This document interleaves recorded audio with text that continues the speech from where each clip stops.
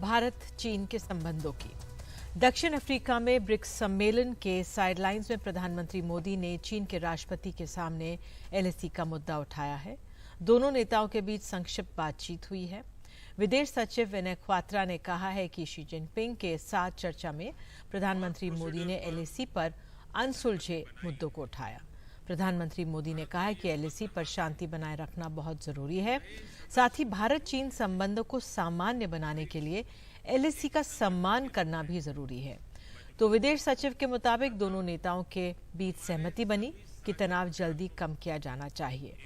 अब सूत्रों के हवाले से ये भी खबर आई है कि चीन ने द्विपक्षीय वार्ता की मांग की थी, लेकिन दोनों नेताओं के बीच अनौपचारिक बातचीत हुई है। बहरहाल प्रधानमंत्री की चीन के राष्ट्रपति की मुलाकात के क्या मायने हैं, यही समझने की कोशिश करेंगे। तो क्या मायने हैं इसके, हमारे साथ ब्रह्मा चलानी रणनीतिक मामलों के जानकार विशेषज्ञ हमारे साथ हैं। बहुत बहुत धन्यवाद ब्रह्मा। पहले तो मेरा आपसे यही सवाल है कि ये जो बातचीत हुई है इसके क्या मायने, अनौपचारिक भले ही हो लेकिन डिप्लोमेसी में एक एक कदम मायने रखता है, आपका क्या आंकलन है? शी जिनपिंग दिल्ली आने वाले हैं कुछ दिनों में, तो उस वजह अब बातचीत बहुत ही इम्पोर्टेंट है, क्योंकि इस समय कोशिश रहेगी कि कोई ब्रेक थ्रू एग्रीमेंट हो सके।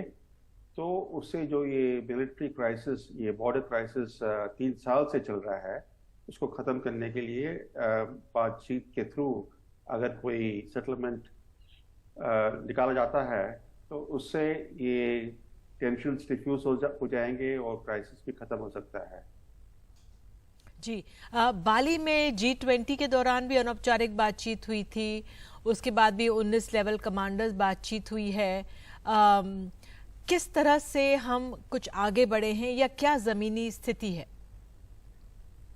दीदी 3 साल हो चुके हैं और ये जो चीन का जो बॉर्डर एग्रेशन है वो अभी तक खत्म नहीं हुआ है। ये सारा क्राइसिस चीन के वजह खड़ा हुआ है। अब हम मोदी और शी जिनपिंग के मीटिंग के बारे में बात कर रहे हैं। ये भूलना नहीं चाहिए कि लद्दाख में जो चीन का बॉर्डर एग्रेशन हुआ 2020 अप्रैल 2020 में, उसके पहले मोदी और शी जिनपिंग के बीच 18 मीटिंग हुई थी, 18 मीटिंग्स। उसके बावजूद चीन का ये एग्रेशन हुआ। तो इसका मतलब है कि बातचीत से चीन का बिहेवियर सुधरेगा नहीं मेरे ख्याल से, क्योंकि अभी भी देखिए कि मिलिट्री टू मिलिट्री टॉक्स तो 3 साल से चल रहे हैं। अभी रिसेंटली भी मिलिट्री टू मिलिट्री टॉक्स हुए थे। उन टॉक्स के बावजूद चीन के रवैये में, एटीट्यूड में कोई फर्क नहीं आया है। तो मेरे ख्याल से जो कुछ अभी ये जो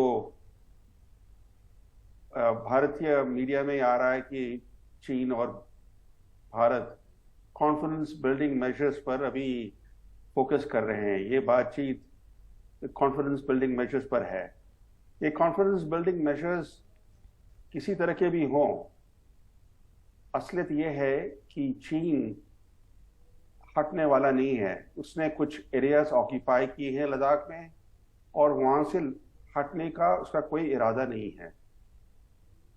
बिल्कुल, ये एक बहुत मुश्किल पड़ोसी है, लेकिन जिस तरह से इस मीटिंग के बाद चीन की मीडिया की तरफ से जो खबर ये आ रही थी कि भारत की तरफ से रिक्वेस्ट हुई है, फिर हमारी तरफ से कहा यह गया सूत्रों के हवाले से ही कि वो बायलैटरल्स की बात कर रहे थे, तो एक तरह से जो भी हो ये टेंशन को दिखाता है और डिस्ट्रस्ट को दिखाता है। आप बिल्कुल ठीक कह रहे हैं निधि। जो स्टेटमेंट्स आए हैं भारत के और चीन के पिछले 2 दिन में, उससे जो डाइवर्जेंस है दोनों देश के बीच में, वो बहुत ही साफ स्पष्ट है। भारत कह रहा है कि पहले डिसएंगेजमेंट और डी एस्केलेशन होना चाहिए, तब जाके बायलैटरल रिलेशंस नॉर्मल हो सकते हैं। चीन कहता है कि आप जो कुछ हुआ 2020 में उसको आप भूल जाइए, आप बड़ा पिक्चर देखिए और रिलेशनशिप को आप स्टेबलाइज कीजिए। तो वो एक तरह से इनडायरेक्टली कह रहा है चीन कि जो हमने कब्जा किया है भारतीय जमीन में उसे हम हटने वाले नहीं हैं। तो अगर भारत का डिमांड है कि डिसएंगेज करो और डीएस्केलेट करो, तो वो डिमांड चीन के लिए चीन को पसंद नहीं है। बिल्कुल। और अंत में यही कि क्या वे फॉरवर्ड देखते हैं आप, क्योंकि इतना टफ ये इतना ऐसा ये पड़ोसी है, क्योंकि वो चाहते हैं ट्रेड पर, जिस तरह से आप ही संकेत दे रहे हैं कि भाई ट्रेड पे ध्यान दीजिए और रिश्तों पे ध्यान दीजिए और बॉर्डर अलग से करते रहिए। उस लिहाज से क्या नीति अपनाई जा सकती है, या किस तरह से आप आगे की राह देख रहे हैं? भारत ने मिलिट्री फ्रंट पर तो काफी प्रेशर लगाया है, क्योंकि जितने सैनिक चीन ने डिप्लॉय किए हैं उससे ज्यादा भारत ने डिप्लॉय किए हैं लद्दाख में, मिडिल सेक्टर में, सिक्किम तिब्बत बॉर्डर पर और अरुणाचल तिब्बत बॉर्डर पर। तो भारत का जो मिलिट्री रिस्पांस रहा है वो काफी स्ट्रांग रहा है। पर डिप्लोमेटिकली और इकोनॉमिकली भारत का रिस्पांस बहुत ही कमजोर रहा है। आप देखिए ट्रेड, पिछले साल चीन ने भारत के साथ अपना ट्रेड सरप्लस $100 बिलियन से ऊपर बढ़ा दिया एक साल के अंदर। मैंने एक साल में 50% उनका ट्रेड सरप्लस बढ़ गया। $100 बिलियन का उनका ट्रेड सरप्लस, जिस समय चीन भारत के खिलाफ आक्रमण कर रहा है बॉर्डर पर। तो इसका मतलब कि चीन को दोनों तरफ से फायदा हो रहा है, एक तरफ से ट्रेड से, दूसरी तरफ से जमीन में बॉर्डर पर वो आक्रमण करके भारतीय जमीन पर कब्जा किया हुआ है चीन ने। तो भारत को एक कॉम्प्रिहेंसिव स्ट्रेटजी अडॉप्ट करनी चाहिए, क्योंकि चीन एक लॉन्ग टर्म थ्रेट है। तो लॉन्ग टर्म थ्रेट को एड्रेस करने के लिए आपको सारे लीवर्स यूज करने पड़ेंगे, इकोनॉमिक, डिप्लोमेटिक और मिलिट्री।